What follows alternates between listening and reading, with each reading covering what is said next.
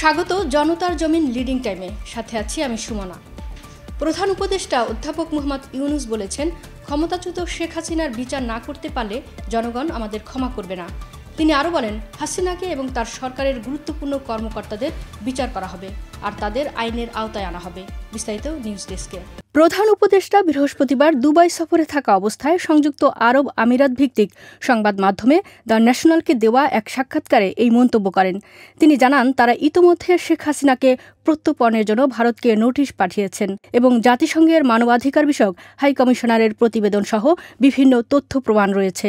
তিনি বলেন, আমরা ইতোমধ্যে আইনি প্রক্রিয়া শুরু করেছি এবং আশা করছি আইনি প্রক্রিয়া অব্যাহত থাকবে। শেখ হাসিনাকে বিচারের মুখোমুখি করব। এটা করতে হবে, না হলে জনগণ আমাদের ক্ষমা করবে না। এছাড়া ইউনুস আগামী ডিসেম্বরে জাতীয় নির্বাচনের আশা প্রকাশ করেন। দেশে বিভিন্ন খাতের সংস্কারের জন্য 15টি কমিশন গঠন করা হয়েছে এবং সেগুলোর প্রতিবেদন আসতে শুরু করেছে বলে তিনি উল্লেখ করেন। এছাড়া জাতীয় ঐক্যমত কমিশন গঠন করে কমিশনের সুপারিশ নিয়ে রাজনৈতিক দলগুলো এবং সুশীল সমাজের প্রতিনিধিদের মতামত গ্রহণ করা হবে বলেও তিনি জানান। প্রধান উপদেষ্টা বলেন, নির্বাচনের প্রস্তুতি চলছে এবং ডিসেম্বর নাগাদ নির্বাচন অনুষ্ঠিত হওয়ার আশা রয়েছে। এরপর কিছু সংস্কারের জন্য আরও 3 মাস সময় নেওয়া হতে পারে।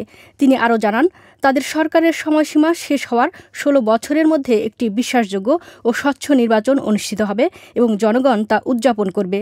দুবাইয়ে ওয়ার্ল্ড গভর্নমেন্ট সামিটে অংশ নিয়ে ইউনুস বলেন, তার দায়িত্ব যখন সম্পন্ন হবে তখন তিনি সরে গিয়ে খুশি হবেন এবং নির্বাচিত সরকারের কাছে ক্ষমতা হস্তান্তর করবেন।